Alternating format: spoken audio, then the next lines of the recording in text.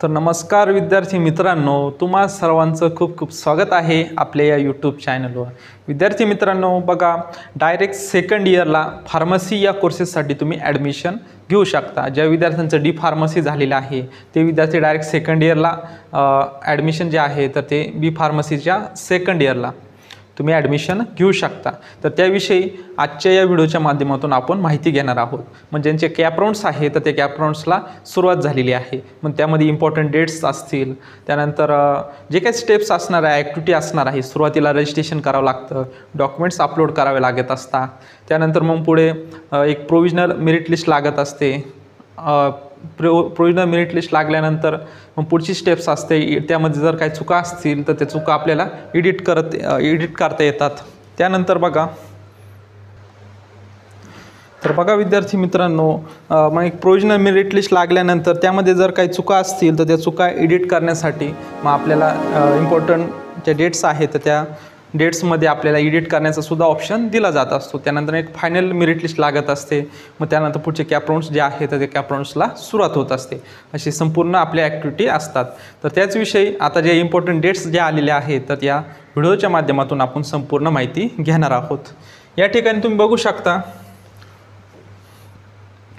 Admission notice for direct second year lateral entry of full time under graduate degree course in pharmacy for academic year 25-26।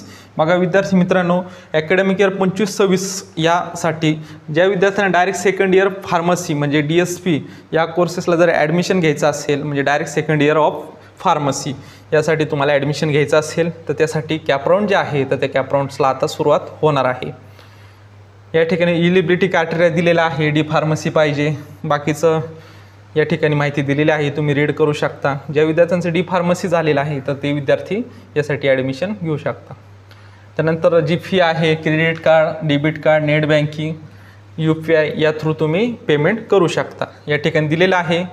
General कॅटेगरीतील विद्यार्थ्यांना बघा 1000 रुपये fee लागणार आहे। त्यानंतर जे विद्यार्थी SC ST विजय बाकीचे रिझर्व कॅटेगरीमध्ये स्टुडंट्स असतात त्यांसाठी बघा 800 रुपये फी लागणार आहे। फीविषयी आपण माहिती बघितलेली आहे। त्यानंतर बघा मग पुढील ॲक्टिव्हिटी कोणकोणत्या असणार आहे। ऑनलाईन रजिस्ट्रेशन ऑफ ॲप्लिकेशन, रजिस्ट्रेशनला सुरुवात झालेली आहे। तर बघा registration of application and uploading required documents by the candidates for admission on website. 4 जुलै म्हणजे कालपासून सुरुवात झालेली आहे रजिस्ट्रेशनला आणि डॉक्युमेंट्स अपलोडला। लास्ट डेट कधी आहे बघा 16 जुलै 2025। तर या तारखेला लास्ट डेट असणार आहे। मग पुढची स्टेप्स असणार आहे, तुमचे जे डॉक्युमेंट्स आहे तर ते डॉक्युमेंट्स अपलोड करण्यासाठी अपलोड केलेले डॉक्युमेंट जे आहे तर ते व्हेरिफिकेशन करण्यासाठी आपल्याला 2 प्रकार आहे। एक तुम्ही ई-स्क्रुनिटी म्हणजे घरबसल्यासुद्धा डॉक्युमेंट व्हेरिफिकेशन करू शकता। दुसरा जो ऑप्शन आहे FC सेंटरला जाऊन म्हणजे फॅसिलिटी सेंटरला जाऊन तुम्ही डॉक्युमेंट जे आहे तर ते व्हेरिफिकेशन करू शकता। असे 2 टाईप्स जे आहेत तर ते दोन्ही टाईप्सपैकी एक तुम्हाला एक चॉईस करायचं आहे आणि त्यानुसार तुमचे डॉक्युमेंट जे आहे तर ते डॉक्युमेंट्स व्हेरिफिकेशन करून घ्यायचे आहे। त्यासाठी बघा या ठिकाणी बघा ई-स्क्रुनिटी असेल, 2 प्रकार आहे याचे, दोन्हीपैकी एका प्रकारे तुम्हाला डॉक्युमेंट व्हेरिफिकेशन करून घ्यायचं आहे। त्यानंतर पुढचं आहे फिजिकल स्क्रुनिटी। असे 2 जे डॉक्युमेंट्स व्हेरिफिकेशन करण्याचे प्रकार आहेत। तर त्यासाठी बघा मग इम्पॉर्टंट डेट्स कधी आहे म्हणजे 5 जुलै आजपासून सुरुवात झालेली आहे। DSPचे जे स्टुडंट्स आहे direct second year of pharmacy तर ते FC सेंटरला जाऊन सुद्धा डॉक्युमेंट्स व्हेरिफिकेशन करू शकता किंवा ई-स्क्रुनिटी थ्रू सुद्धा डॉक्युमेंट व्हेरिफिकेशन करू शकता। लास्ट डेट बघा 18 जुलै 2025 ही लास्ट डेट असणार आहे। 5 जुलैला सुरुवात झालेली आहे, 18 जुलैला हे डॉक्युमेंट व्हेरिफिकेशन करण्यासाठी रजिस्ट्रेशन आणि डॉक्युमेंट्स अपलोड करण्यासाठी 16 जुलै ही लास्ट डेट असणार आहे। हे एकदा तुम्ही हे डेट जे आहे तर ते डेट्स नोट करून घ्या। त्यानंतर बघा पुढील मग ॲक्टिव्हिटी असणार आहे आपली। त्या अगोदर त्यांनी काही नोट्स दिलेले आहे। Application registered after 16 July 2025 shall be consider for non cap. बघा आता हे सर्वात इम्पॉर्टंट आहे, कारण जे विद्यार्थी लास्ट डेट नंतर रजिस्ट्रेशन करणार आहे किंवा डॉक्युमेंट्स अपलोड करणार आहे तर ते विद्यार्थी नॉन कॅपसाठी कन्सिडर केले जाणार आहे। मग जे कॅपराऊंड थ्रू विद्यार्थी जातात त्यांना जो बेनिफिट भेटत असतो तर तो या विद्यार्थ्यांना बेनिफिट्स मिळणार नाही. त्यानंतर मग पुढची माहिती दिलेली आहे. Application confirm by e scrutiny centre physically scrutiny centre after 18 जुलै 2025 shall be consider only for non CAP seats. या ठिकाणी बघा, आता जे विद्यार्थी रजिस्ट्रेशन करतील, डॉक्युमेंट्स अपलोड करतील आणि त्यानंतर व्हेरिफिकेशनसाठी बघा, जर तुम्ही व्हेरिफिकेशनसाठी 18 जुलैनंतर जर FC सेंटर जर सिलेक्ट केलं किंवा ई स्क्रुनिटी सिलेक्ट केलं तर ते सुद्धा विद्यार्थी म्हणजे लास्ट डेटनंतर जे विद्यार्थी फॉर्म भरतील किंवा डॉक्युमेंट्स अपलोड करतील किंवा व्हेरिफिकेशन करतील डॉक्युमेंट्स तर ते सर्व विद्यार्थी नॉन कॅपसाठी कन्सिडर केले जाणार आहे. म्हणून दिलेल्या डेटच्या आत लवकरात लवकर आज 4-5 दिवसातच लवकरात लवकर तुम्ही काय करून घ्या, रजिस्ट्रेशन करून घ्या, डॉक्युमेंट्स अपलोड करून घ्या आणि व्हेरिफिकेशन पण करून घ्या. कारण नंतर वेबसाईट स्लो चालते, खूप सारे प्रॉब्लेम येत असतात, मग विद्यार्थ्यांना अशा प्रॉब्लेमला फेस करावं लागत असतं. म्हणून आत्ताच हे 4-5 दिवस आहे तर या 4-5 दिवसातच, उद्या रविवार आहे, रविवारसुद्धा FC सेंटर चालू असतं, डॉक्युमेंट्स जे आहे फॉर्म भरून घ्या, अपलोड करून घ्या आणि लगेच व्हेरिफिकेशनसुद्धा करून घ्या. त्यानंतर मग पुढची ॲक्टिव्हिटी असणार आहे बघा विद्यार्थी मित्रांनो, display of the provisional merit list for Maharashtra states or all India candidates on website. मग ह्या तिन्ही स्टेप झाल्यानंतर मग पुढची ॲक्टिव्हिटी असणार आहे आपली प्रोव्हिजनल मेरिट लिस्टची. मग प्रोव्हिजनल मेरिट लिस्ट बघा 20/7/2025 म्हणजे 20 जुलै 2025ला तुमची एक प्रोव्हिजनल मेरिट लिस्ट जी आहे तर ती मेरिट लिस्ट लागणार आहे.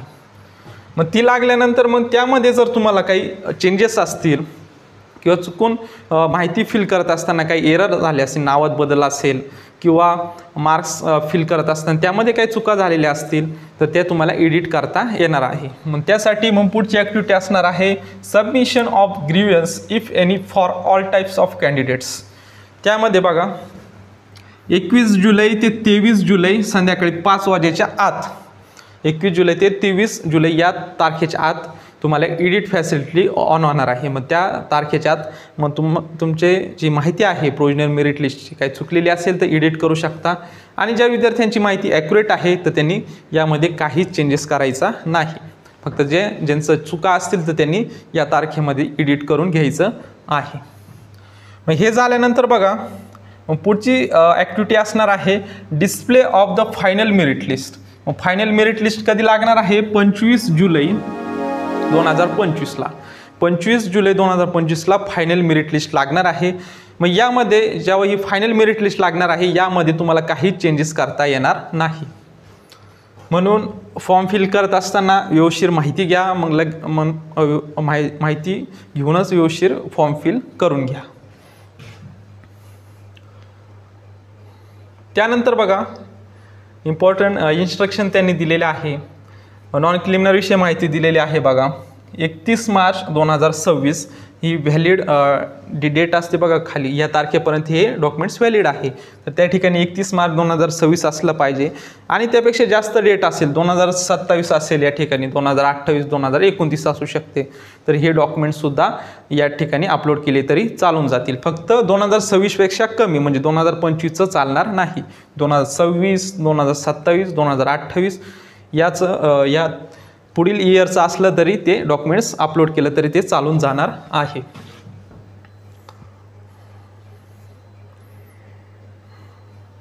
त्यानंतर डॉक्युमेंट्स विषयी या ठिकाणी माहिती दिलेली आहे. या ठिकाणी जनरल नोट्स बघूयात. Candidate can available the IT facility which is available physical scrutiny and e scrutiny. आपण याविषयी माहिती तर बघितलेली आहे. त्यानंतर बघा इलिजिबिलिटी रूल्स वगैरे त्याविषयी सुद्धा आपल्याला माहिती दिलेली आहे. त्यानंतर प्रोव्हिजनल मेरिट लिस्ट त्यामध्ये चेंजेस वगैरे आपण माहिती बघितलेली आहे. पुढे आहे इम्पॉर्टंट काय आहे फॉर इन्क्वायरीसाठी इम्पॉर्टंट त्यांनी कॉल दिलेले आहे. जर तुम्हाला काही अडचणी असतील फॉर्म फिल करत असताना, डॉक्युमेंट्स अपलोड करत असताना तर तुम्ही या नंबरवर कॉल करून माहिती घेऊ शकता. म्हणजे एखाद्या ऑप्शन जर तुम्हाला कळालं नसेल तर या ठिकाणी यांना कॉल करून ते माहिती नक्कीच तुम्हाला सांगतील.